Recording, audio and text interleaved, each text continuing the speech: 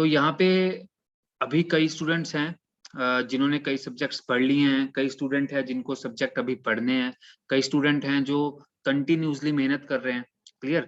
तो आप में से बहुत से स्टूडेंट हैं जो बहुत अच्छी सेल्फ स्टडी कर रहे हैं, राइट? और मैं आपको ऑनेस्ट बताता हूँ, बिल्कुल ऑनेस्टली बताता हूँ मैं आपको। हम मैं और मोहित सर, है ना, यही आपके टेक्निकल सब्जेक्ट्स के टीचर हैं। अगर हम अपना एक्सपीरियंस शेयर करें आपसे, तो हम दोनों भी, मैं इसलिए ये बात कर रहा हूँ आपसे क्योंकि ये बहुत जरूरी बात है जो आज मेरे को करनी है, क्योंकि आज हमारा इसका यूपीएससी का भी रिजल्ट आया है, क्रैकेट का, है ना। तो थोड़ा सा कुछ सेंटिमेंट्स होते हैं हर स्टूडेंट के, तो उसे पता होना चाहिए कि उसको क्या क्या फेस करना पड़ेगा, और जो रियलिटी है, जो प्रैक्टिकल चीजें हैं। मैं आपको जस्ट एक प्रैक्टिकल चीज बता रहा हूँ, अंधेरे में रखने वाला काम नहीं है, ठीक है। तो मैं सबसे पहले तो आपको ये बताऊंगा, आपके दो टीचर हैं टेक्निकल, जो आपको टेक्निकल पढ़ा रहे हैं। अच्छा, आपका जो टारगेट है वो है एसएससी जेई। इसके अलावा भी देखेंगे क्या क्या टारगेट है हमारे, बट मैं एसएससी जेई मान के चल रहा हूँ। अच्छा, दूसरी बात ये कि हमारा जो भी स्टूडेंट मेरे को सुन रहा है इस टाइम पे, मैं वो मान के चलता हूँ कि उसकी एज जो है वो 19 से 22 के बीच में होगी। हो सकता है एक्सेप्शनल केस भी हो, हमारे क्रैकेट में 28 से 31 की एज के भी स्टूडेंट्स हैं अभी, ठीक है। उनका मैटर अलग है। मैं इनकी बात कर रहा हूँ। तो माइक जरूर ऑफ कर लें जिसका भी होना है। अनिल, माइक ऑफ कर लीजिएगा आप। तो यहाँ पे देखो, जो एज 19 से 22 की है, मैं इनसे बात कर रहा हूँ अभी फिलहाल। तो मैं अपना एक्सपीरियंस शेयर करना चाह रहा हूँ आपके साथ कि जब मैंने और मोहित सर ने, हम 2010 से साथ में हैं, हमारी ग्रेजुएशन, पोस्ट ग्रेजुएशन, ठीक है, गेट रैंक, ईएसके, जो भी हमने तैयारी की, इसमें अगर मैं 100% की बात करूं, अगर हम कोई एग्जाम है जो 100% मेहनत हमसे मांग रहा है उस एग्जाम को क्लियर करने के लिए, तो मैं आपसे बिल्कुल ऑनेस्टली बोलूंगा कि इसमें 75% वेटेज जो है ना, वो आपकी सेल्फ स्टडी का होता है, सेल्फ स्टडी का होता है, ठीक है। और यहाँ पे जो 25% वेटेज है, वो है कि जो आपके टीचर ने आपको कंसेप्ट क्लियर करवाए। अब देखो, आपको क्या करना है, आप सभी या तो डिप्लोमा होल्डर हो या डिग्री होल्डर हो, आप सभी का टारगेट है कि हमें नेक्स्ट ईयर 2022 में गवर्नमेंट जॉब को लेना है, यही आप सभी का टारगेट है। अब इस टारगेट को अचीव करना है, तो इसके लिए हमें बहुत ज्यादा, जो ये मैं वर्ड लिख रहा हूँ ना, ऑनेस्टली हार्ड वर्क, इसका बहुत बड़ा मतलब है। ऑनेस्टली हार्डवर्क का मतलब यह है कि आप जब भी रोज सुबह उठोगे तो आपको पता है कि मेरा टारगेट क्या है। मैं उन बच्चों से अभी बात नहीं कर रहा जो साथ साथ में जॉब भी कर रहे हैं, मैं उन बच्चों की बात कर रहा हूँ जो जॉब छोड़ के आए हैं, ठीक है, या अभी जॉब स्टार्ट ही नहीं की है। क्रैकेट में बहुत से स्टूडेंट ऐसे हैं जिन्होंने जॉब छोड़ी है और अब तैयारी कर रहे हैं वो, है ना, चाहे वो गेट की तैयारी हो, चाहे वो असिस्टेंट इंजीनियर की हो, एई की हो, जेई की हो। तो ऑनेस्टली हार्डवर्क ये बहुत ही ज्यादा इंपॉर्टेंट चीज है। इसका मतलब क्या है, जब भी आप सुबह उठने वाले हो, तब आपको सुबह उठ के पता है कि जब भी मैं उठूंगा तो आज के पूरे दिन को मैंने कैसे डिवाइड करना है, ठीक है। क्योंकि अभी जो आप कोचिंग कर रहे हो हमारे साथ, ये कोई, आपने देखा है कि हम कभी भी इस 6 महीने के माहौल में हमने ऐसा कोचिंग वाला माहौल तो बिल्कुल नहीं बनाया है। जस्ट ऐसे ही है जैसे सपोज कीजिए कि आपका एक बड़ा ब्रदर है जो आपको पढ़ा रहा है ना, हम वैसे ही स्टडी कर रहे हैं। तो मैं आपको बिल्कुल ऑनेस्टली एक गाइड करना चाहूंगा बात को, कि जो 70%, 75% सेल्फ स्टडी है ना, इसके ऊपर जोर दे दो। 25% जो टीचर आपके कंसेप्ट क्लियर कर रहा है उसकी वेटेज है। अब बात यह है कि सेल्फ स्टडी करनी कैसे है। ये सेल्फ स्टडी बहुत स्मार्ट होनी चाहिए, बहुत स्मार्ट सेल्फ स्टडी होनी चाहिए। क्या, आप एक डायरी लगा लो, एक कॉपी लगा लो, उसमें आप डेट लिख लो। आज क्या डेट है, सपोज 25 है ना, 25/9/21। आज मैंने क्या किया, आज का दिन मैंने 3 हिस्सों में डिवाइड कर लिया।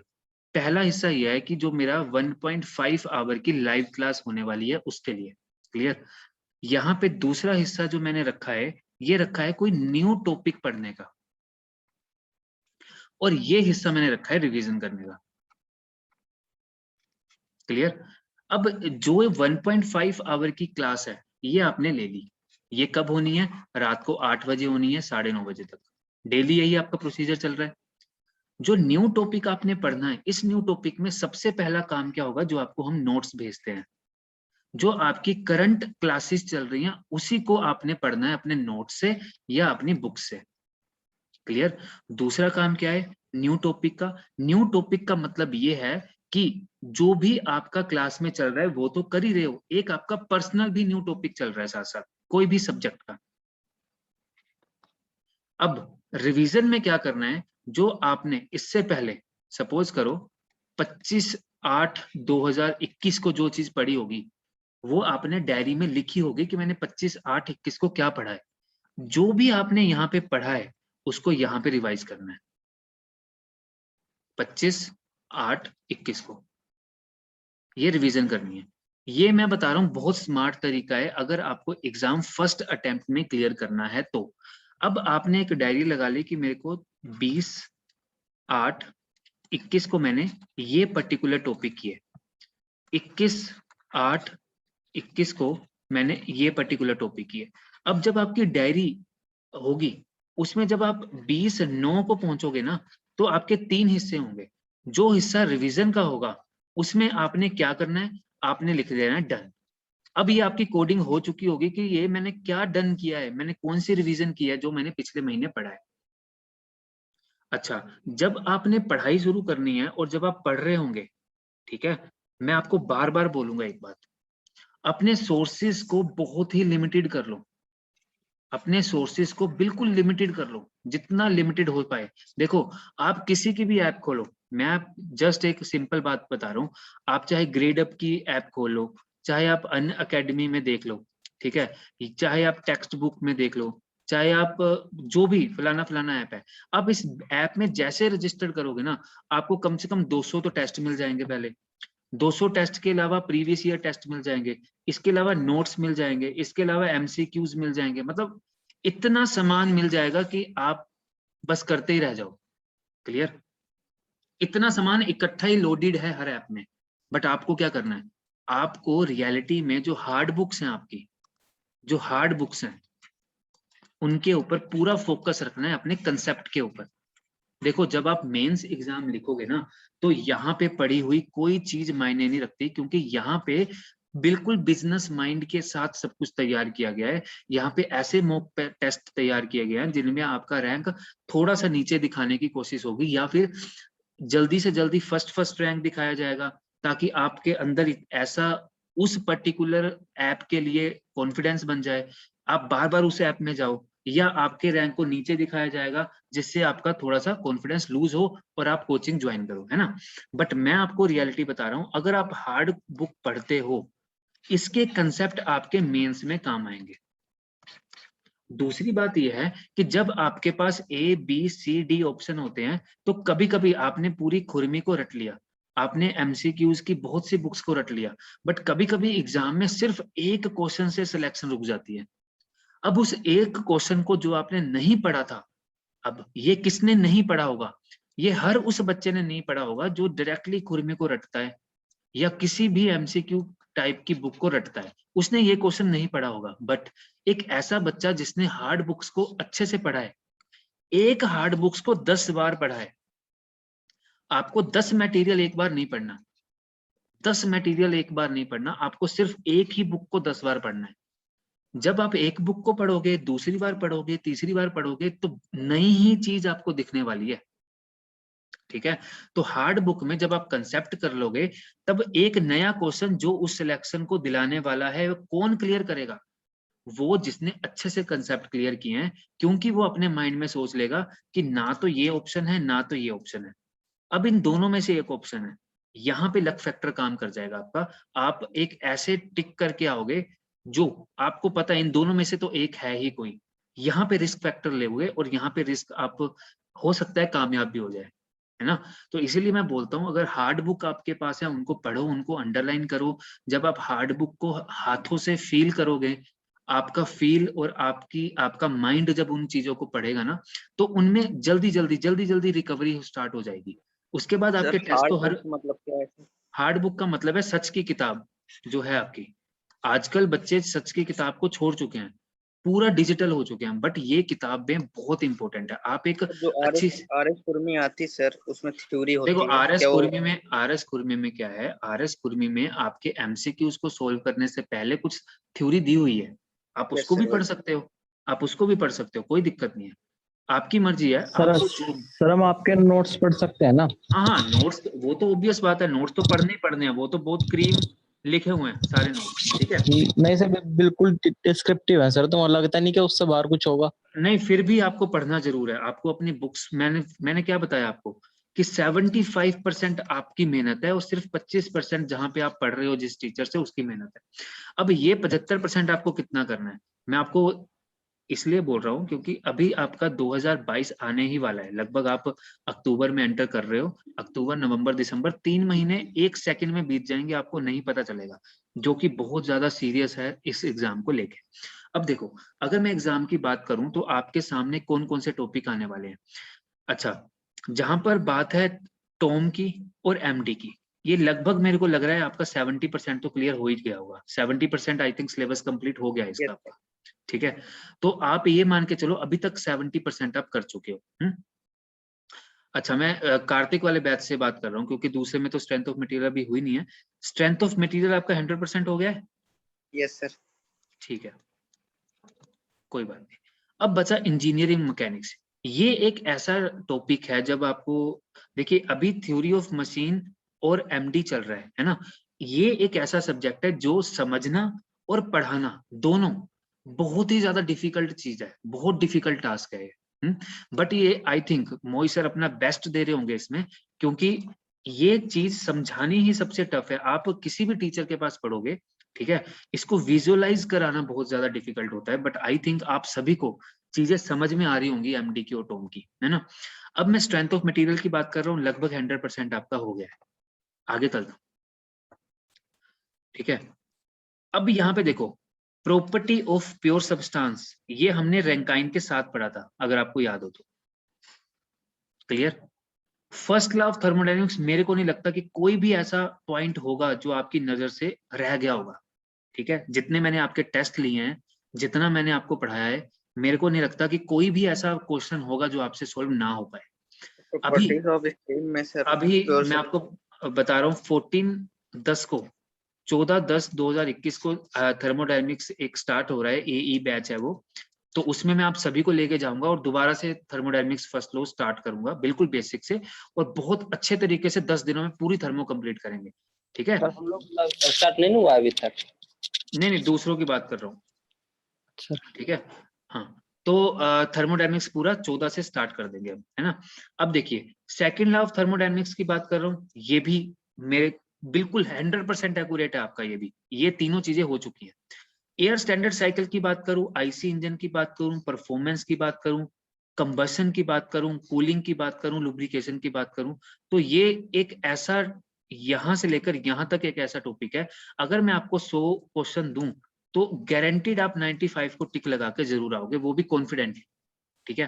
अब देखो आगे, बॉयलर की बात बची, ये आप मेरे पे छोड़ दो, ठीक है। बॉयलर आप पूरा मेरे पे छोड़ दो कि कैसे इसको करवाना है, और रेफ्रिजरेशन, आरएसी बॉयलर, ये एक ऐसा टॉपिक है, इसको हम इतना तरीके से करेंगे, इतने तरीके से करेंगे, और टेस्ट में मैं आपको मोस्ट प्रोबेबल क्वेश्चंस दूंगा जो कि एग्जाम में आ ही सकते हैं, ठीक है। तो आरएसी और बॉयलर हम बहुत ही अच्छे तरीके से करने वाले हैं। नोजल या स्टीम आरओसी में ही आ जाती है? नहीं नहीं, नोजल स्ट्रीम और टरबाइन ये अलग टॉपिक है, इसको मैं करवाऊंगा, बहुत इजी टॉपिक है, इसमें टरबाइन की एफिशिएंसीज निकालनी प्रॉपर्टीज होती है। ऑफ प्योर सब्सटेंस जो है हाँ, उसमें सर नहीं कई नहीं, अभी वो अलग है। देखो एक्चुअली क्या होता है ना, वही चीज। गैस टरबाइन की बात हो रही है यहाँ पे, ये गैस टरबाइन है, तो ये यस आपको सर, रैंकाइन। थर्मोडायनेमिक्स में पढ़ना होगा। तो नोजल का क्या काम है, यहाँ पे आपको ये बताना होगा कि अगर नोजल का एरिया कम होता जा रहा है तब यहाँ पे स्पीड बढ़ेगी, जब आपका Correct. नोजल का एरिया बढ़ता जा रहा है तब यहाँ पे स्पीड कम होगी, बट जब Diffuser कहते हैं नोजल ना का फिर से। एरिया कम होगा फिर बढ़ेगा तो क्या होगा, तो हम देखेंगे क्या कन्वर्जन होगा। डाइवर्जन। इसको कन्वर्जन डाइवर्जन बोलेंगे। हम देखते हैं कि क्या होता है यहाँ पे, चोकिंग कंडीशन क्या होती है, यहाँ पे मैक नंबर कैसे बढ़ता है, ये सब चीजें हम इसमें देखेंगे नोजल एंड नहीं स्टीम सर, टर्म। मैं ये कह रहा था प्रॉपर्टीज ऑफ प्योर सब्सटेंस में। Property of fuel, property of pure substance की बात कर रहे हो, ये टॉपिक बोल रहे हो ना। हाँ, ये जब मैं आपको 14 को थर्मोडायनेमिक्स रिवाइज करूंगा ना तो उसमें भी एक बार क्लियर करवा दूंगा। ये वही चीज है जो आप रैंकाइन में करते थे। रैंकाइन नहीं में सर, आपने इसमें जैसे क्वेश्चन आ जाता है कि वो पीवी डायग्राम में हमारी टेम्परेचर लाइन कैसे वेरी करेगी, बिल्कुल वो और भी मैं आपको बिल्कुल क्लियर करवा दूंगा, उसकी आप मेरे पे कन्वर्जेंट छोड़ होगी दो। डाइवर्जेंट होगी सर, ये ठीक है, क्वेश्चन। जो आपका अक्टूबर महीना चलने वाला है, अक्टूबर और नवंबर, यस सर। ये बहुत ही ज्यादा क्रूशियल टाइम है क्योंकि यहाँ पे आपके एक ऐसे सब्जेक्ट होने वाले हैं जो बहुत ज्यादा वेटेज रखते हैं। ठीक है, इसी में ही अक्टूबर के 10 दिन में मैं आपकी थर्मोडायनेमिक्स तो बेसिक थर्मोडायनेमिक्स जिसमें प्योर सब्सटेंस फर्स्ट लो सेकंड लो रिवाइज करवा दूंगा, और जिसका नहीं हुआ है उसका हो जाएगा। आईसी इंजन को तो कुछ भी करने की जरूरत नहीं है, आप दोनों का ही बहुत अच्छे तरीके से हो गया है। रैंकाइन को भी एक बार रिवाइज कर लेंगे। तो नवंबर, मेरा ये मानना है कि दिसंबर एंड तक लगभग आपका 80% सिलेबस कवर हो जाएगा। साथ साथ में अपनी जारी रखनी है। अब देखो फ्लूइड आपकी स्टार्ट हो रही है जस्ट ओम और एमडी के बाद। अभी हमारा जो नेक्स्ट टारगेट है वो फ्लूइड ही है। तो फ्लूइड एंड फ्लूइड स्टैटिक और मेजरमेंट ऑफ फ्यूल प्रेशर, ये एक ही टॉपिक मान के चलो। बहुत अच्छे तरीके से मोहित सर इसको कवर करेंगे। कैनेमेटिक्स, डायनेमिक्स एंड फ्लो रेट, जो जहां पे आपका बेसिक प्रिंसिपल फ्लो रेट का यूज होगा और हाइड्रोलिक टर्बाइंस क्या है। ये आई थिंक कभी ना कभी कुछ हद तक सर ने जरूर करवाया होगा, या तो डेमो क्लास में या किसी में, तो ये जरूर हुई होगी चीज, बट इसको दोबारा से एक बार क्लियर करेंगे। और लास्ट आता है सेंट्रीफ्यूगल पंप। अब इसमें ये लगा के चलो कि लगभग आपकी 10 क्लासेस इसमें चाहिए, और 5 के करीब क्लासेस इसमें चाहिए, और 3 के करीब क्लासेस इसमें चाहिए। तो 10 5 15, 15 और 3 18, लगभग 18 क्लासेस के करीब आपकी फ्लूइड डायनामिक्स कंप्लीट हो जाएगी। तो अक्टूबर लास्ट तक फ्लूइड डायनामिक्स आप अपना मान के चलिए कि कंप्लीट हो जाएगा। क्लियर। अब बात आती है थोड़ा सा अप्रोक्सीमेशन की, कि अगर मैं 2010 से लेकर 2019 तक की बात करूं, तो कौन कौन से एवरेज स्कोर मान के चलो, इसको एवरेज स्कोर, कि कौन कौन सा एवरेज स्कोर आपको मिलने वाला है। तो टोम और एमडी की मैं अगर बात करूं तो लगभग 16 मार्क्स, मैं प्री की बात कर रहा हूं अभी, 16 मार्क्स के करीब आपको टोम और एमडी मिल जाएगी। अच्छा, यहाँ पे मैकेनिक्स और सोम को इकट्ठा रखा है। क्यों इकट्ठा रखा है? क्योंकि जो आपकी मैकेनिक्स है उसके कई पार्ट सोम में डायरेक्टली यूज होने वाले हैं। इसलिए मैकेनिक्स और सोम को अगर इकट्ठा रखे तो 14 के करीब मार्क्स आपके यहाँ से आपको मिल जाएंगे। अब थर्मल इंजीनियरिंग में वही सब कुछ आपका बेसिक हो गया, फर्स्ट लो हो गया, सेकंड लो हो गया, ठीक है, एंट्रोपी हो गया, एंथैल्पी हो गया, 10 के करीब आपको यहाँ पे मिल जाएंगे। क्लियर। अब थर्मोडायनेमिक्स एप्लीकेशंस का मतलब हो गया जिसमें आपका रैंकाइन हो जाएगा, आईसी इंजन्स के बारे में सब, है ना। तो ये सब आपका 20 मार्क्स के करीब लगभग ये 30 मार्क्स तो आप ये मान के चलिए कि आपके पूरे के पूरे आपकी झोली में जरूर गिलेंगे। ठीक है। अब फ्लूइड मैकेनिक्स एंड मशीनरी, यहाँ पे वेटेज देखो इसकी क्या है, 30 के करीब वेटेज है फ्लूइड की। तो आपको ये मान के चलना है कि अगर आपने ये पॉइंट फ्लूइड, थर्मो में मैं क्या गिन रहा हूं, फर्स्ट लो, सेकंड लो, एंट्रोपी, एंथैल्पी, क्लियर, और आईसी इंजन, इसके अलावा रैंकाइन, और इसके साथ सोम। ये जो 3 सब्जेक्ट है ना आपके, इस पे ऊपर ये 3 सब्जेक्ट हैं, 1 2 और 3, इन तीनों के ऊपर आपको इतनी ज्यादा महारत हासिल करनी है कि ये आपका बेड़ा पार कर सकते हैं एग्जाम में। प्री में बात कर रहा हूं मैं आपकी। तो फ्लूइड मैकेनिक्स में बहुत ज्यादा वेटेज है, इसलिए फ्लूइड जब स्टार्ट होने वाला है तो बिल्कुल सीरियसली पढ़ना है। जो सर पढ़ा रहे हैं उसके अलावा खुद से भी पूरी स्टडी करनी है। और लास्ट में प्रोडक्शन आता है, ये लगभग 10 से 15 मार्क्स भी कभी कभी हो जाते हैं। तो ये लगभग आपका 100 मार्क्स का पेपर बनता है। अब बात क्या आती है, अब बात आती है आपकी साथ में, ये तो टेक्निकल हुआ, जीएस और रीजनिंग की। अब जीएस और रीजनिंग की मैं बात करूं, अभी अक्टूबर में आपकी रीजनिंग पे थोड़ा और जीएस पे हम जोर डाल देंगे, बट मैं यहाँ पे एक ऑनेस्टली आपको बात बोलना चाहूंगा, अपने डेली शेड्यूल में मैं अभी आपको एज ए टीचर गाइड नहीं कर रहा हूँ, मैं आपको एज ए, ये मान के चलो आपका ब्रदर है वो आपको गाइड कर रहा है, as a coaching institute as a teacher मैं आपको गाइड नहीं कर रहा हूँ।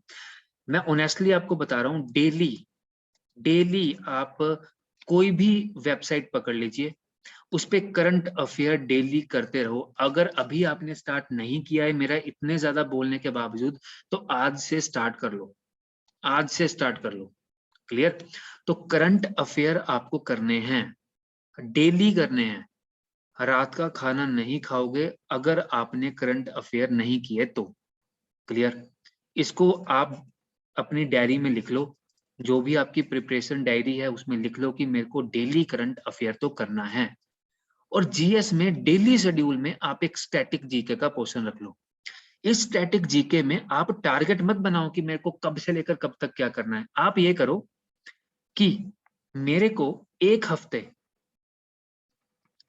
मेरे को सिर्फ फिजिक्स करनी है, अगले हफ्ते अगला हफ्ता जो है उसमें मेरे को सिर्फ केमिस्ट्री करनी है, उससे अगले हफ्ते में मेरे को सिर्फ इन्वायरमेंट करनी है, उससे अगले हफ्ते में मेरे को सिर्फ पॉलिटिकल साइंस करनी है। मैं हफ्ते की बात कर रहा हूँ, पॉलिटिकल साइंस करनी है।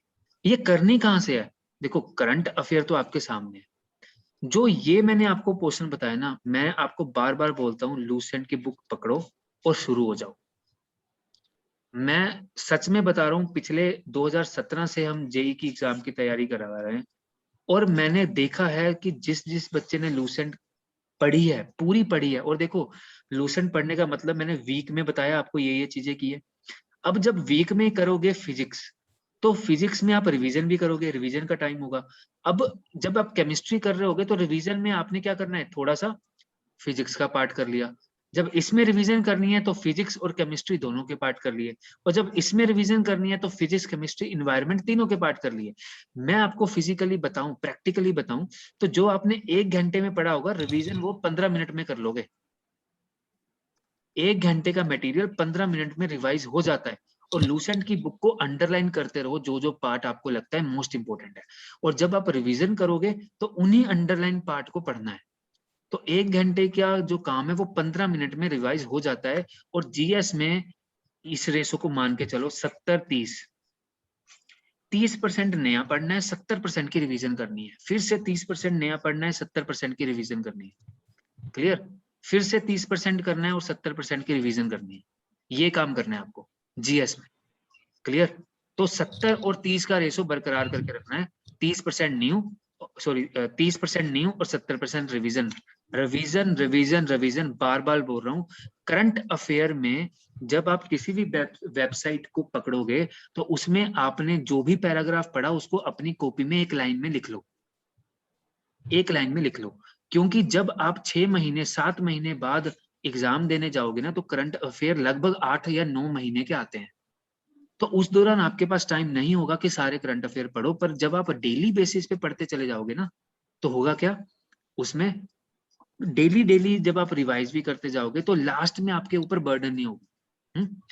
जब भी आप एग्जाम देने जाओगे, मान के चलो 24 मार्च 2000, ये हमने डेट रखी है मोस्ट प्रोबेबल, इसको आपका एसएससी जेई का प्री हो सकता है 24 मार्च 2022 को, ये अपनी डेट मान के चलो। तो मैं ये मान के चल रहा हूँ कि 23 मार्च 2022 को आप इतने कॉन्फिडेंट होने चाहिए। और वो कॉन्फिडेंस कब आएगा, जब आपने अपने टारगेट कंप्लीट किए होंगे, छोटे छोटे टारगेट। आपको पता है मैंने पर वीक सिर्फ फिजिक्स पढ़नी है, इस वीक में सिर्फ फिजिक्स पढ़नी है, नेक्स्ट वीक में मैंने केमिस्ट्री पढ़नी है, बट साथ में फिजिक्स की रिवीजन भी करनी है। यहाँ पे इन्वायरमेंट पढ़नी है, साथ में फिजिक्स और केमिस्ट्री की रिवीजन भी करनी है। देखो आप अगर सुबह 5 बजे उठते हो और रात को 10 बजे सोते हो, तो देखो सुबह 5 बजे उठ के और रात को 10 बजे सो के आपको पता ही नहीं चलेगा आपका पूरा दिन गया कहाँ, जब आप इतनी सीरियस स्टडी करोगे। और करनी पड़ेगी अगर गवर्नमेंट जॉब चाहिए तो। ठीक है? अब बात आती है रीजनिंग की। रीजनिंग का अभी आपका अक्टूबर महीने में रीजनिंग बहुत ज्यादा हाई पेस में चली जाएगी, और ये टारगेट लेके चलो कि यहाँ पे 50 आउट ऑफ 50 स्कोर करना ही है। देखिए 49 करोगे, सच बता रहा हूं दिक्कत हो जाएगी, ठीक है। तो 50 आउट ऑफ 50 स्कोर करना है, इसका कोई कंसेप्ट नहीं है, पहली बात। इसका कोई रिवीजन करने की जरूरत नहीं है, इसकी सिर्फ चाहिए प्रैक्टिस, ठीक है। बहुत जल्दी आपके ऐप पे लगभग अक्टूबर लास्ट तक एक ऑप्शन आ जाएगा प्रैक्टिस सेशन का। उस प्रैक्टिस सेशन में रीजनिंग भी होगी, सारे टेक्निकल सब्जेक्ट भी होंगे, जीएस भी होगी, सब कुछ आएगा। वो अक्टूबर लास्ट तक आ जाएगी, ठीक है। बट मैं आपको बोल रहा हूँ कि डेली बेसिस पे डेली अपना एक टाइम स्लॉट बना लो और उसमें रीजनिंग की प्रैक्टिस करनी है आपको, ये भी काम डेली करना है। और यहाँ पे मेरी बात को अपने दिमाग में डाल लो कि 50 आउट ऑफ 50 स्कोर करना है एनी हाउ, हमें एसएससी प्री क्लियर करके आगे निकलना ही है, क्लियर। अब जब एसएससी मेंस आएगा उसकी बात मैं अभी करता हूँ क्या करना है। अब देखो, अब 2022 जनवरी स्टार्ट हो गया, 2022 जनवरी से लेकर 2022 दिसंबर तक हमने ये अपनी लाइफ में टारगेट लिया है कि इस दौरान मेरे को गवर्नमेंट जॉब को लेना ही है, ठीक है। रोज सुबह उठ के इसके बारे में जरूर सोचना है। जब भी सुबह उठोगे पहली सोच आपके माइंड में आनी चाहिए कि जनवरी से दिसंबर में मेरे को एग्जाम क्लियर करना है। इससे लॉ ऑफ अट्रैक्शन से ये चीज होती है, 90% इंजीनियर नहीं मानते, बट मैं पर्सनली इस चीज को मानता हूँ कि आप अगर रोज इसके बारे में सोचोगे तो कुछ ना कुछ यूनिवर्स आपके लिए वो चीजें करने लगेगा कि जिससे आपको वो चीज जरूर मिलेगी। तो इसको जरूर करना है। देखो करने में हार्म तो है नहीं कोई, नहीं होता होगा कोई बात नहीं, करके देख लेते हैं, है ना। अब जब एसएससी जेईई का अपने एग्जाम देना है, ये तो हमारा मोस्ट प्रोबेबल एग्जाम है जो हमें देना ही है। अब जिस बच्चे की एज 19 से 22 के बीच में है, माइक ऑफ कर देंगे जिसका भी होना है, 19 से 22 के बीच में जिसका भी एज है, मैं उससे बात कर रहा हूँ। मान के चलो एक टाइम के लिए, एक टाइम के मान के चलो 2022 में आरआरबी जेईई की पोस्ट ही नहीं आती है, क्लियर। 2018-19 में आरआरबी जेईई की पोस्ट आई, उसके बाद नहीं आई, क्लियर। अब 2022 में बहुत ज्यादा इंपॉर्टेंट है रेलवे के लिए इसको निकालना, क्योंकि बहुत मैन पावर की शॉर्टेज चल रही है जो कि रेलवे मिनिस्ट्री ने दे दी हुई है गवर्नमेंट को। अब आरआरबी जेईई का बहुत इंपॉर्टेंट है निकालना एग्जाम, तो जरूर है एग्जाम निकलेगा, ठीक है। अब एसएससी जेईई भी हम देंगे, आरआरबी जेईई भी हम देंगे, और अपनी अपनी स्टेट के जो जेईई एग्जाम्स होते हैं उनके ऊपर भी हम फोकस रखेंगे। अब ये 3 एग्जाम तो हमारे मोस्ट प्रोबेबल एग्जाम है जो हमें देने हैं, बट इसके साथ साथ हमें किन किन एग्जाम्स पे नजर रखनी है। देखो एक एग्जाम निकलता है टेक्निकल असिस्टेंट का। ये टेक्निकल असिस्टेंट का जो एग्जाम है, ये डिफरेंट डिफरेंट स्टेट्स भी निकालती है, सेंट्रल गवर्नमेंट भी निकालती है, पीएसयूज भी निकालते हैं, क्लियर। टेक्नीशियंस की वैकेंसी निकलती है इसरो में, डीआरडीओ में और एचएएल में। ये परमानेंट जॉब होती है, ये परमानेंट जॉब होगी, ये कॉन्ट्रैक्ट बेस पर नहीं होती। मैं आपको बता दूं, स्टेट जेईई में कॉन्ट्रैक्ट बेस पर पहले रखते हैं, कई स्टेट्स हैं जो परमानेंट लेती हैं, but maximum state contract base पे रखेंगी, आफ्टर 3 ईयर परमानेंट करती है, क्लियर। लगभग लगभग यहाँ पे आपको 45,000 के करीब मिलता है आफ्टर 3 ईयर। अब इसके बाद एक एम्स जेईई के एग्जाम निकलते हैं, देखिए हर 2 साल में एक बार निकलेंगे, और आपको मैं बताता हूं, आपको हैरानी होगी, सिर्फ 5300 स्टूडेंट ने एग्जाम भरा था जो लास्ट 2020 में निकला था। और यहाँ पे एसएससी जेईई में लगभग लगभग मैं अगर मैकेनिकल की बात करूं तो 50,000 के करीब करीब एग्जाम भरते हैं स्टूडेंट,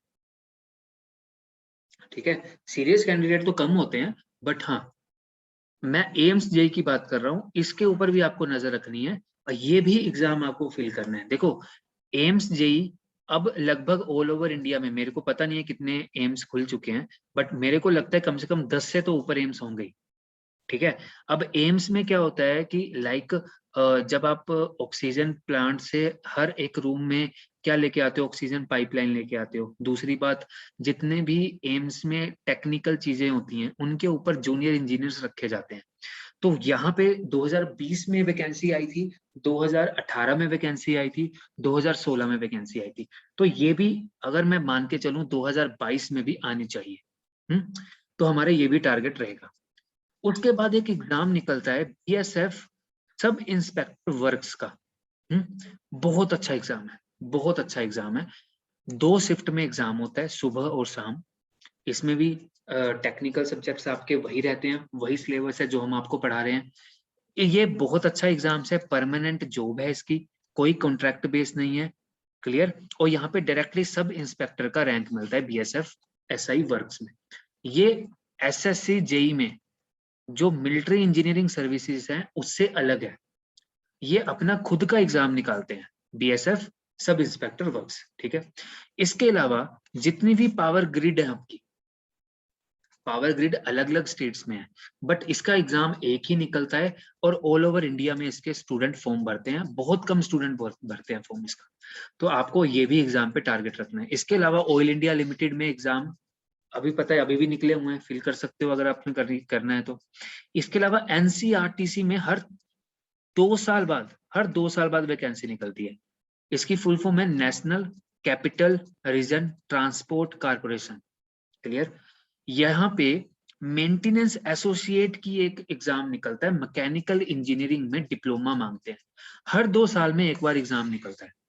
तो हमें अपना पूरा फोकस रखना है कि कहाँ कौन कौन सा एग्जाम निकल रहा है। हमें सिर्फ एसएससी जेई पे भरोसा करके नहीं बैठना। मैं इसलिए बोल रहा हूँ क्योंकि हमें सबसे पहले हाथ में चाहिए जॉब। जब हमारे हाथ में जॉब आ जाएगी, लगभग 35,000 से 55,000 या 45,000 के करीब में मंथली हमारी पॉकेट में आना स्टार्ट हो जाएगा। ऑटोमेटिकली हमारे ऊपर स्ट्रेस नहीं रहेगा, हम अपने एग्जाम की तैयारी कर सकते हैं आगे भी।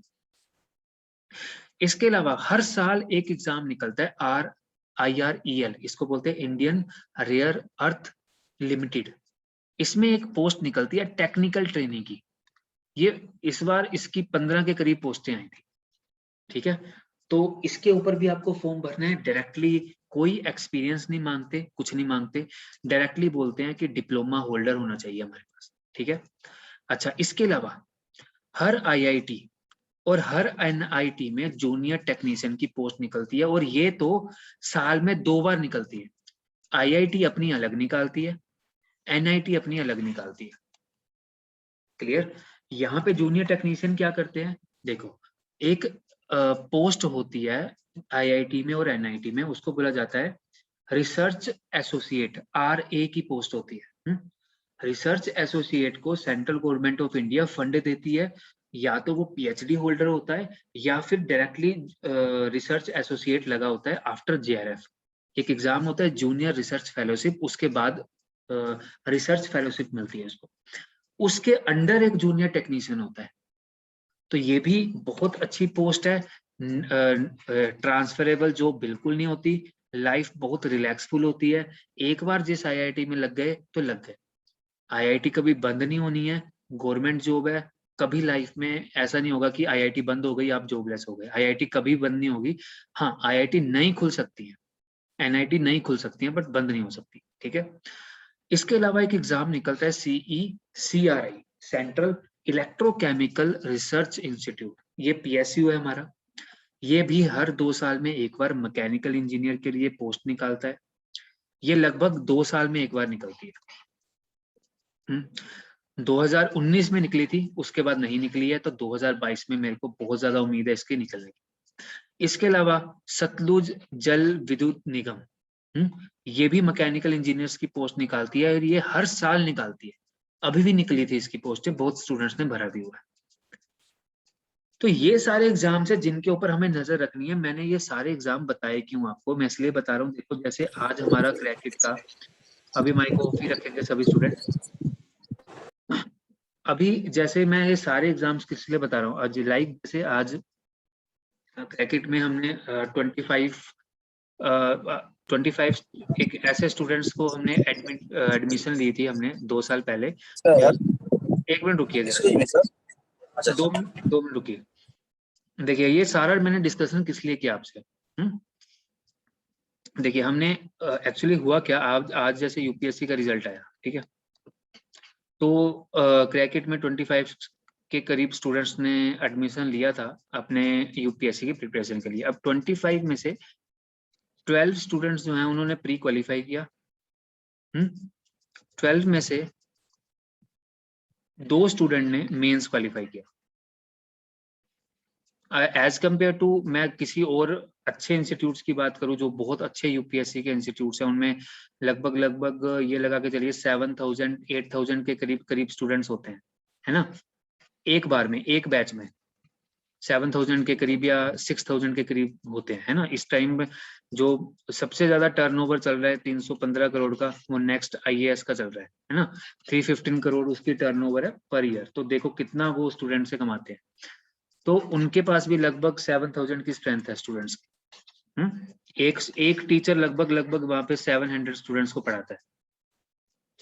तो अगर मैं उन स्टूडेंट्स में बात करूं, उनमें से 7,000 में से 200 स्टूडेंट प्री क्वालिफाई करते हैं, फिर 50 स्टूडेंट मेंस क्वालिफाई करते हैं, ऐसे नंबरिंग होती है। तो एज कम्पेयर टू उनके, जो हमारा क्रैकेट का एक अपनी फैमिली है, उसमें से 25 में से 2 बच्चे सिलेक्ट हुए, तो ये भी बहुत अच्छी एक उपलब्धि मानी जाएगी, क्योंकि हमने फर्स्ट टाइम यूपीएससी स्टार्ट किया था। अब मैं इसलिए आज आपसे सभी से ये बात कर रहा हूँ। अब 2 जो यूपीएससी मेंस में क्वालिफाई हुए और इंटरव्यू देने गए, इनमें से एक स्टूडेंट है, जैसे श्रुति शर्मा, मैंने आपको नाम बताया, इन्होंने 2 बार यूपीएससी में 2018 2020 ये दोनों यूपीएससी मेंस क्वालिफाई किए, और 2019 का स्टेट पीसीएस क्वालिफाई किया, और इन तीनों में ये इंटरव्यू में रह गए, ठीक है। और जो स्टूडेंट का दुख होता है वो अभी दिखता है सामने, है ना। टीचर्स को तो दिखता है यूपीएससी में, यूपीएससी का क्या लेवल है वो आप सभी को पता है ना। तो मैं ये बात कर रहा हूँ कि यहाँ पे जो इतने हायर एग्जाम्स होते हैं, लाइक अभी जो इंजीनियरिंग सर्विसेज की तैयारी क्रैकेट में कर रहे हैं, उनके लिए भी ये बहुत खतरनाक चीज होती है इंटरव्यू, है ना। मेंस तक तो आप क्वालिफाई कर जाते हो, तो मेंस के बाद जब इंटरव्यू आता है इसमें दिक्कत हो जाती है। बट मैं आपसे क्यों बात कर रहा हूँ ये सारी, क्योंकि आपके एग्जाम में इंटरव्यू नाम की चीज ही नहीं है। आपको अपना दम दिखाना है। आपको जो भी टेक्निकल सब्जेक्ट हैं या नॉन टेक्निकल सब्जेक्ट हैं, उसमें महारत हासिल कर लो, अपना दम दिखा दो, अपने दम पे एग्जाम क्लियर कर लो, बस। इंटरव्यू तो कोई है नहीं, तो आपको वो पछतावा करने की जरूरत नहीं है, ठीक है। तो ये सारी चीजें मैंने आपसे इसलिए आज डिस्कस की, क्योंकि ये बहुत जरूरी है। आपके अंदर ये एटीट्यूड होना चाहिए कि मेरी मेहनत के ऊपर डिपेंड करेगा सब कुछ। अगर आपने रिटन एग्जाम क्वालिफाई कर लिया, नौकरी आपके हाथ में, आपको कोई इंटरव्यू देने की जरूरत नहीं है। क्लियर। तो ये जो भी हमने एग्जाम डिस्कशन किया, देखो ये लगभग 1 2 3 4 5 6 7 8 एग्जाम ही है। 1 2 3 4 5 6 7 8 एग्जाम ही है। लगभग 16 एग्जाम है। 16 में से मान के चलो 10 एग्जाम 2022 में आपके सामने आ गए। 2022 में ये 10 एग्जाम आपके सामने आ गए। इनकी एज होती है 28, लास्ट 28 इसकी एज होती है।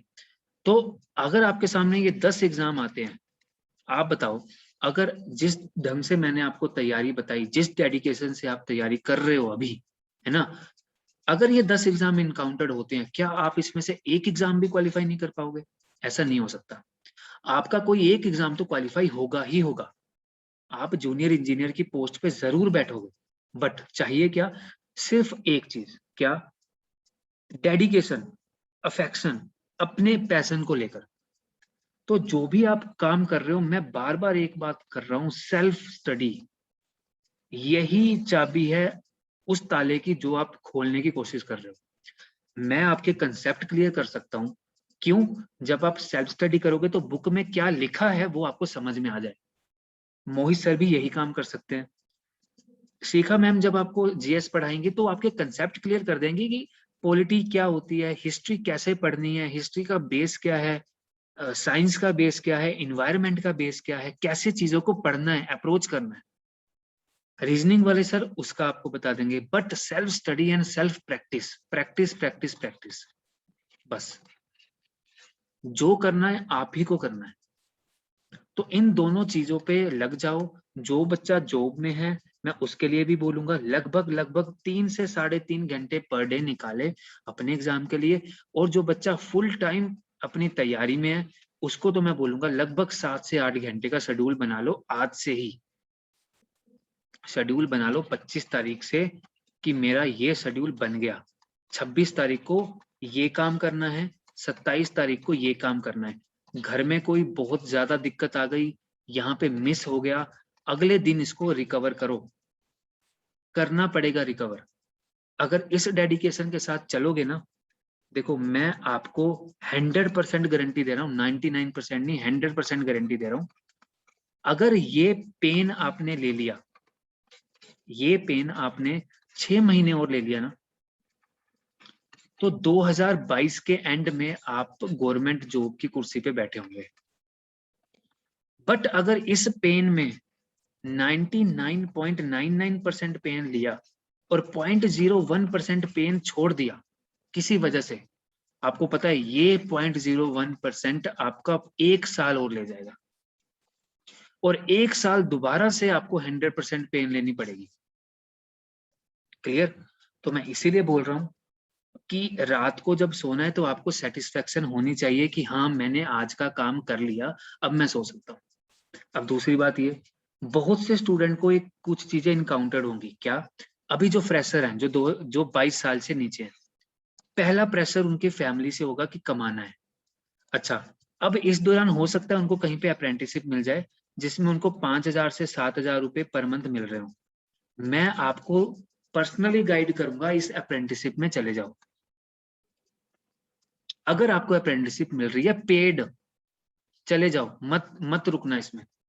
बट अगर आपकी जॉब प्लेसमेंट हुई है कॉलेज से, आफ्टर पॉलिटेक्निकल जॉब प्लेसमेंट हुई है, इसको छोड़ दो।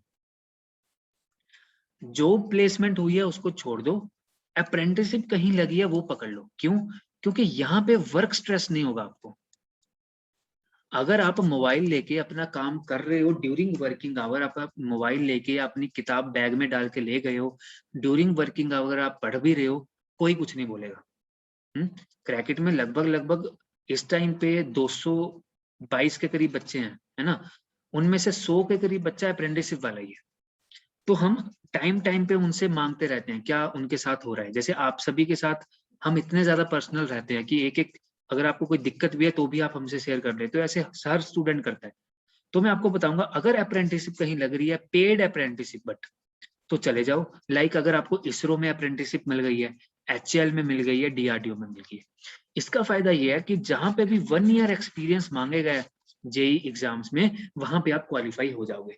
बट हाँ, अगर आपकी जॉब प्लेसमेंट हुई है, डायरेक्टली कॉलेज में जॉब प्लेसमेंट हुई है, तो मत जाना इसमें, छोड़ दो उसको। या जॉब प्लेसमेंट नहीं हुई है, आप खुद जॉब ढूंढ रहे हो, मत ढूंढो, कम से कम 6 महीने और रुक जाओ। बट हाँ, अप्रेंटिसशिप लगी है तो लग जाओ, 1 साल की अप्रेंटिसशिप कर लो ताकि आप उस एक्सपीरियंस में चले जाओ जो आपको चाहिए। ठीक है? तो आई होप आप सभी बिल्कुल ऑनेस्टली अपना अपना काम करोगे और नेक्स्ट ईयर अपनी अपनी सिलेक्शन लोगे। अगर आप सिलेक्शन लोगे, आप ही का भला है, किसी का कुछ नहीं जाएगा, ना मेरा, ना मोहित सर का, ना क्रैकेट के किसी और स्टूडेंट का। बट मैं इतना जरूर बोलूंगा, अब जो आपका बैच है, ठीक है, आपका एक ऐसा बैच है जिसमें जो स्टूडेंट की रेशो है सीरियस कैंडिडेट की, वो बहुत ही कम है। क्लियर? वो दिख जाता है, रिजल्ट से दिख जाता है। जो वीकली टेस्ट हो रहे हैं, वीकली टेस्ट हो रहे हैं, मंथली टेस्ट हो रहे हैं, है ना, मैं उन सभी स्टूडेंट से बोलूंगा जो वीकली या मंथली टेस्ट नहीं देते या क्लास में रेगुलर नहीं रहते, कि एक छोटे छोटे जो आप पेन ले रहे हो इसका भी फायदा नहीं होने वाला। तो दोनों में से एक काम करो, या तो छोड़ दो, मत पढ़ो, जिस जॉब में आप हो उसमें बेस्ट करो ताकि उसमें आप प्रमोशन मिले, या अगर प्राइवेट सेक्टर में जाना है तो जाओ, उसमें जाओ। बट हाँ, ये थोड़ा थोड़ा पेन लेना बंद कर दो, क्योंकि इससे कुछ नहीं होने वाला। पेन एक बार लेनी है, 6 महीने की लेनी है, बट लेनी है। टेस्ट वीकली होता है, जरूर देना है। मंथली टेस्ट होता है, जरूर देना है। यार हम आप ही के लिए तो टेस्ट बना रहे हैं। क्रैकेट में कभी भी आपको ऐसा लगा कि हमने आपके साथ कोई फ्रॉड किया है या आपसे कोई पैसे ज्यादा ले लिए, आपको पढ़ाया नहीं या आपको उस लेवल की क्वालिटी नहीं दी? क्रैकेट में हम बहुत ही ज्यादा कॉन्फिडेंट है क्वालिटी के मामले में। तो इतनी ज्यादा पेन स्टूडेंट के लिए अगर हम कर रहे हैं, है ना, इतनी ज्यादा पेन स्टूडेंट के लिए कर रहे हैं, तो मैं भी ये चाहता हूँ कि मेरा स्टूडेंट मेरे को सिलेक्शन दिखाए। देखो आपकी सिलेक्शन से जो हिम्मत हमारे अंदर आती है ना, वो बहुत ही ज्यादा होती है। अब आज क्रैकेट के जो 2 स्टूडेंट्स हैं जिनका यूपीएससी का इंटरव्यू रुक गया, मेंस तक वो गए, तो जो दुख होता है वो दुख पूरी फैकल्टी को भी है, चाहे वो उन्होंने यूपीएससी वाले बच्चों को पढ़ाया या नहीं पढ़ाया, मैं उनकी बात नहीं कर रहा। पूरे टीचर्स के अंदर वो दुख दिखता है, क्योंकि जब स्टूडेंट की आंखों से जिसको बोलते हैं आंसू दिखते हैं ना, तो वो चीज पेन लगती है, बहुत ज्यादा पेन लगती है कि इस लेवल तक पहुंची, हमारा सिलेक्शन रुक गया। तो मैं वो चाहता हूँ कि आपकी आंखों में वो पेन ना आए। जिस दिन रिजल्ट आपके सामने हो तो आपका उस लिस्ट में नाम होना चाहिए, ठीक है, तो वो पेन नहीं देखी जाती। तो अगर वो पेन नहीं देखनी है तो देखो, अगर आपने दिन रात एक किया है, स्मार्ट वर्क किया है, पेन 100% ली है, तो आपका सिलेक्शन होगा। आप जिस भी टॉपर को सुनोगे ना, चाहे वो यूपीएससी का टॉपर हो, चाहे वो गेट का टॉपर हो, इंजीनियरिंग सर्विसेज का टॉपर हो, या आपका एसएससी जेई का टॉपर हो, आप यूट्यूब पे टॉपर को सुनो, वो हमेशा एक बात बोलेंगे, हमने इतनी मेहनत नहीं की, बस हमने थोड़ा सा किया, ज्यादा पढ़ने की जरूरत नहीं है, हो जाता है। रियलिटी में ऐसा नहीं होता, रियलिटी में ऐसा नहीं होता, मान के चलो। रियलिटी में आपको वो पेन, वो डेडिकेशन चाहिए। वो अलग बात है, अब टॉपर है, वो आईआईटी से पढ़ा है, आईआईटी बॉम्बे से पढ़ा है, सेकंड उसका अटेम्प्ट है, हो गया, चलो कोई दिक्कत नहीं है, ठीक है। वो पहले से इतना इंटेलिजेंट है कि उसने आईआईटी क्रैक किया, उसके बाद उसको पता है एग्जाम की अप्रोच कैसे लेनी है। क्या आपने सोचा है क्यों यूपीएससी में आईआईटीज की सबसे ज्यादा सिलेक्शन होती है? इसके पीछे रीजन सिर्फ एक है, इनको पता है एग्जाम की स्ट्रेटजी क्या चाहिए, बस स्ट्रेटजी क्या चाहिए उनको ये पता है, ठीक है। तो मैं इसलिए आपको बोलता हूँ, जो आपने आज पढ़ा, पिछले महीने जो आज पढ़ा था, ये हर टॉपर की आदत है। देखो मोहित सर का जो आपको पढ़ा रहे हैं, उनका गेट 2014 में गेट में फर्स्ट रैंक था। आप उनसे डिस्कस किया करो कभी कभी कि सर आप क्या करते थे, कभी मेरे को नहीं लगता आप में से किसी ने भी पूछा होगा आज तक। उनसे पूछो कि सर आप जब स्टडी करते थे अपनी स्टूडेंट लाइफ में, आप फर्स्ट रैंक लेके आए तो क्या करते थे उस टाइम आप, ठीक है। फर्स्ट का मतलब ओवर वर्ल्ड में सर, पूरे इंडिया मतलब? पूरे इंडिया में एरोस्पेस इंजीनियरिंग, देखो हम जो आपके मोहित सर हैं और मैं हूँ, हम दोनों ने, अब्दुल कलाम जी थे एक, अब्दुल कलाम जी की एक सोसाइटी थी, एरोनॉटिकल सोसाइटी ऑफ इंडिया, वो उनके प्रेसिडेंट थे। हमने उसमें हमने रिसर्च वर्क किया, उसमें हमने ग्रेजुएशन किया है। उसके बाद गेट का एग्जाम दिया, तो गेट का एग्जाम होता है एरोस्पेस इंजीनियरिंग में, तो उसमें फर्स्ट रैंक लिया था उन्होंने। और 2014 में ही एक एग्जाम होता है जेआरएफ सीएसआईआर का जेआरएफ का एग्जाम होता है, इंजीनियरिंग साइंस का, उसमें भी उनका फर्स्ट रैंक था, ठीक है। तो आपको तो ऐसे टीचर पढ़ाने हैं जिन्होंने अपनी लाइफ में ऐसे कारनामे कर रखे हैं, और उसके बावजूद उन्होंने प्राइवेट जॉब को प्रेफर किया, वो उनकी अपनी पर्सनल लाइफ है, ठीक है। बट मैं आपको बता रहा हूँ, आपके पास तो ऐसे ऐसे टीचर है, तो उनसे पूछो कि सर आप क्या करते थे, उनसे गाइडेंस लो, तो आप भी वो चीजें करो, है ना, वो चीजें करनी चाहिए। अब जो मैंने आपको बताया कि जब आपने डायरी लगानी है तो उसमें आपने लिख लिया कि आज के दिन मैंने क्या किया। अब जब आज के दिन को आपने डिवाइड किया होगा ना, तो उसमें लिख लो कि मैंने रिवीजन इस चीज की कब करनी है, तो उस चीज की रिवीजन करनी है, 70% रिवीजन पे चलना है, 30% आपको नया पढ़ना है, बस इसी माध्यम पे चलो, हो जाएगा आपका भी, ठीक है। जिस दिन रिजल्ट आने वाला, हाँ एक और बात, सबसे इंपॉर्टेंट बात जो मैंने आपको आज की डिस्कशन में बतानी है, फेलियर के लिए ना हमेशा तैयार रहना, फेलियर के लिए बिल्कुल सीना चौड़ा करके तैयार रहना है। जब अगर बाई चांस फेलियर देखना पड़ेगा, तो इतने आपके अंदर हिम्मत होनी चाहिए कि आप टूटो ना। क्यों? क्योंकि 2022 हमने पूरा लिया है, जनवरी से लेकर दिसंबर तक लिया है, हमारे पास 12 महीने हैं। बाई चांस हम एक एग्जाम में फेल हो गए, कोई बात नहीं, ये एग्जाम तो है ना। इस एग्जाम में फेल हो गए, कोई बात नहीं, ये एग्जाम तो है ना। ये एग्जाम फेल हो गया तो ये तो है ना, कोई तो होगा ना क्लियर। जेई की पोस्ट में तो पहुंचोगे एक बार, कोई बात नहीं, दोबारा देंगे इसको, ठीक है ना। तो फेलियर के लिए तैयार रहना है, जितनी मर्जी मेहनत कर लो, बट माइंड में एक बात रखनी है, जिस दिन अगर बाई चांस फेलियर देखना पड़ गया तो मेरे को टूटना नहीं है। मेरे को जब मैंने देख लिया मेरा लिस्ट में नाम नहीं है, अगले सेकंड से मेरे को तैयारी स्टार्ट कर देनी है। इस चीज के लिए हमेशा तैयार रहो, ठीक है। ये हर उस एस्पिरेंट के लिए बोल रहा हूँ जो गवर्नमेंट जॉब जूनियर इंजीनियर का ख्वाब देखता है, उसके लिए ये बहुत जरूरी है, ठीक है। हमेशा डेडिकेटेड रहो, हमेशा डेडिकेटेड रहो और मोटिवेटेड रहो। अब और हाँ, एक लास्ट बात और बोलनी है आपको, बहुत इंपॉर्टेंट। जो तो स्टूडेंट रेगुलर क्लास में रहते हैं और एक दूसरे की हेल्प करते हैं, है ना, तो उनके लिए बोलूंगा, अगर कुछ 2-3 स्टूडेंट हैं, 4-5 स्टूडेंट हैं, तो आप थोड़ा सा ग्रुप स्टडी करने की कोशिश करो। Group study in the sense में आपको बताता हूँ क्या। ग्रुप स्टडी का मतलब होता है लाइक आपने फ्लूइड डायनेमिक्स पकड़ ली,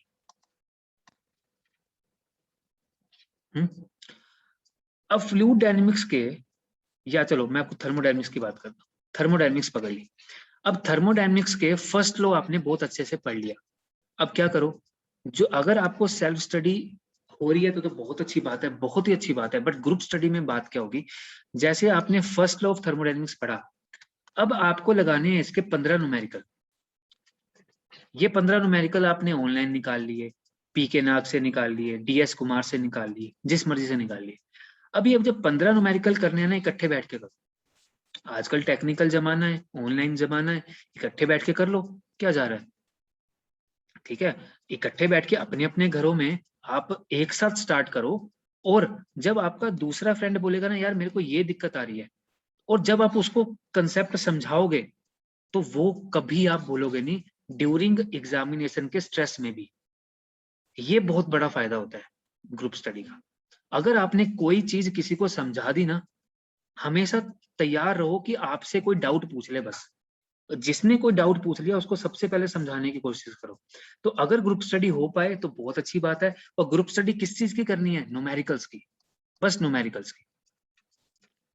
न्यूमेरिकल्स इकट्ठे बैठ के करो, भाई तेरा कितना आया है, मेरा कितना आया है, क्या इक्वेशन लगाई है, अच्छा तूने ऐसे सोल्व किया है, यार मैंने तो ऐसे सोल्व किया।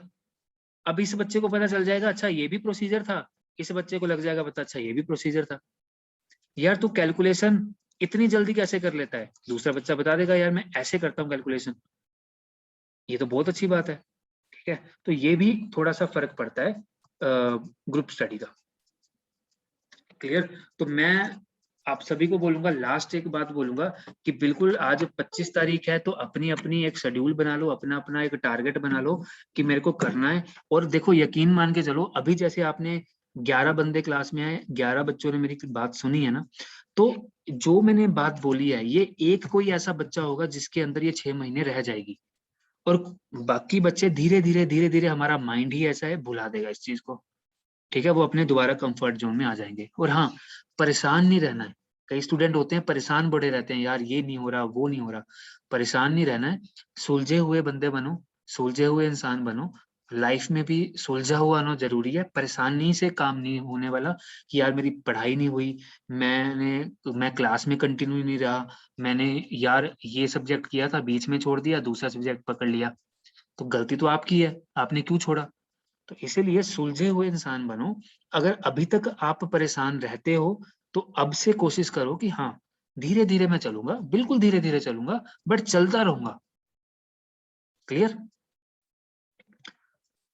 मेरे को आज आपसे यही बात करनी थी कंप्लीटली, जो भी मैंने आपसे बात की है, तो इस बात पे ध्यान में रखना बातों को, और अपनी सेल्फ स्टडी स्टार्ट कर लो, ठीक है। और हाँ, रही बात कल के टेस्ट की, कल का टेस्ट हो सकता है स्किप हो, कि कल टेस्ट ना हो, ये इसके मोस्ट प्रोबेबल चांस हैं। बट अगर है तो कल सुबह 10 बजे से पहले पहले आपको इंटीमेट कर देंगे, ठीक है। क्योंकि कल एक्चुअली कुछ क्रैकेट के टीचर्स की एक सेमिनार है, एक मीटिंग है कम्प्लीटली, तो पूरा वहीं पे होंगे, चाहे वो टेक्निकल स्टाफ है, टीचिंग स्टाफ है, चाहे वो नॉन टीचिंग स्टाफ है। तो इसलिए शायद एग्जामिनेशन में दिक्कत हो जाए, तो कल एक सेमिनार है हमारा, तो हो सकता है कि कल टेस्ट ना हो, ठीक है। तो अगर बाई चांस टेस्ट हुआ तो कल 10 बजे से पहले पहले आपको बता देंगे, ठीक है बेटा। करंट अफेयर्स में जैसे कैसे जी। यूट्यूब से पढ़ रहे थे डेली? हाँ जी। यूट्यूब से ना सर? क्या बोल रहे हो? करंट अफेयर सर यूट्यूब से पढ़ ले डेली। बहुत बढ़िया। नहीं, कोई भी आप सोर्स पकड़ो, यूट्यूब से लेकिन सर पकड़ो। उससे याद कैसे रखें मेन चीज ना सर, हाँ जी।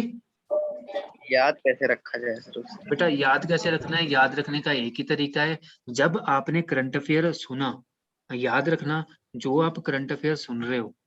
अब यहाँ पे थोड़ा सा ना स्मार्ट वर्क चाहिए आपको।